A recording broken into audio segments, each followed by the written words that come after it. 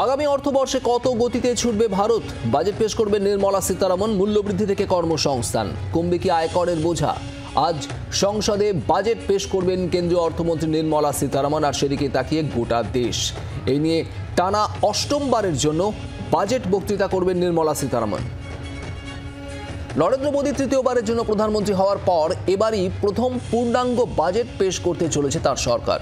ফলে 25-26 আর্থিক বছরের ব্যয় বরাদ্দকে কেন্দ্র করে আম জনতা থেকে শুরু করে শিল্প সংস্থার মধ্যে চলছে প্রত্যাশার বারুদ। তৃতীয়বার দিল্লি দখলের পর সংসদে দ্বিতীয় বাজেট পেশ করতে চলেছে নরেন্দ্র মোদী সরকার। অনেকের আশা, চড়া মূল্যবৃদ্ধির বাজারে সাধারণ মানুষকে স্বস্তি দিতে কিছু দাওয়াই রাখবেন কেন্দ্রীয় অর্থমন্ত্রী নির্মলা সীতারামন। এবং সেই দাওয়াই কি হতে চলেছে? আয়করে ছাড়, নাকি মূল্যবৃদ্ধিকে সামাল দেওয়ার জন্য কোনো বিশেষ পরিকল্পনা, কোনো বিশেষ প্রকল্প? নজর থাকবে আজ নির্মলা সীতারামনের বাজেট বক্তব্যের দিকে।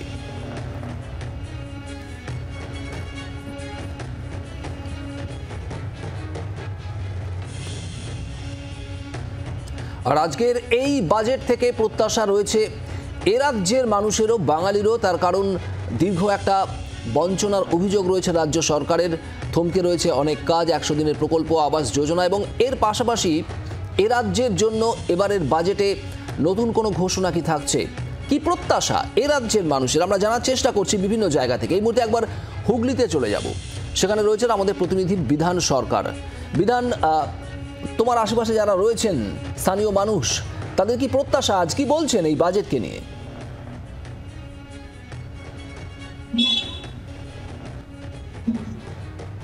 আমরা বিভিন্ন জায়গায় এই মুহূর্তে রয়েছি ডাইরেক্ট স্টেশনে, এবং মানুষের সঙ্গে এখনো পর্যন্ত আমরা কথা বলেছি।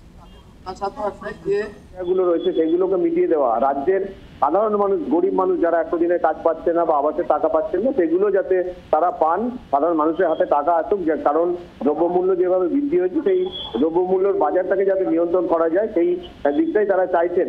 আমি সরাসরি কয়েকজন যাত্রী রয়েছে, রেল যাত্রী, যেমন বাজেটে রেলের একটা বড় ব্যাপার থাকে, একটু কথা বলার চেষ্টা করবো। দাদা, আজকে তো বাজেট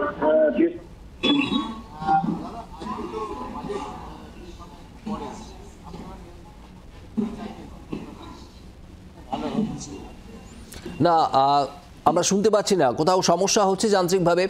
বিধান, তোমার কাছে আসবো। মানুষের বক্তব্য আমরা জানার চেষ্টা করছি। গতকাল থেকে আমরা এ রাজ্যের বিভিন্ন প্রান্তের মানুষ, তারা কি বলছেন, কি চাইছেন, এই বাজেট ঘিরে কি প্রত্যাশা, সেটাই আমরা জানার চেষ্টা করছি। জি 24 ঘন্টার ক্যামেরা পৌঁছে যাচ্ছে সাধারণ মানুষের কাছে। মধ্যবিত্ত তাদের এই বাজেট থেকে ঠিক কী প্রত্যাশা থাকতে পারে? তার কারণ মূল্যবৃদ্ধির একটা বোঝা রয়েছে। নিত্য প্রয়োজনীয় জিনিসের মূল্য অনেকটাই চড়া, এমনটাই অভিযোগ। আর এর পাশাপাশি বেকারত্বের হারও যথেষ্ট উপরের দিকে।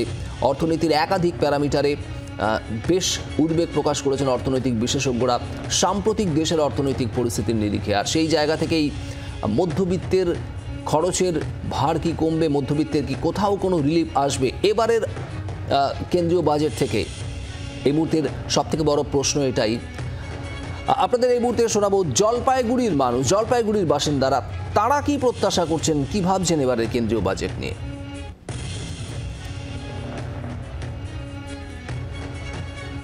2025-এর বাজেটে এটাই চাবো যে নিত্য প্রয়োজনীয় জিনিসের দাম কমুক, চিকিৎসা সামগ্রী, জীবনদায়ী ওষুধ, এর দাম কমুক, এবং ইনকাম ট্যাক্স, সেল ট্যাক্স এসব মুকুব করা হোক।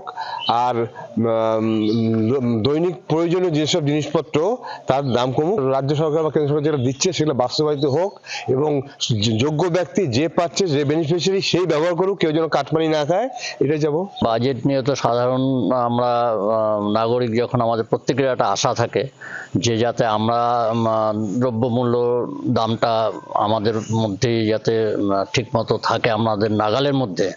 এবং আমরা আশা করব যে আমাদের যেমন রেল বাজেট থেকে আরম্ভ করে সব বাজেটই যখন পেশ হবে, রেলের যাত্রীদের সুরক্ষা এবং আমাদের যে আমরা সিনিয়র সিটিজেন, আমাদেরও যাতে সুবিধাগুলি আমরা ঠিকমতো পাই, রেল ভাড়া যাতে বৃদ্ধি না হয়, এই দিকটাও আমাদের মনে হয় সরকারি চিন্তা ভাবনা রাখা রাখা উচিত।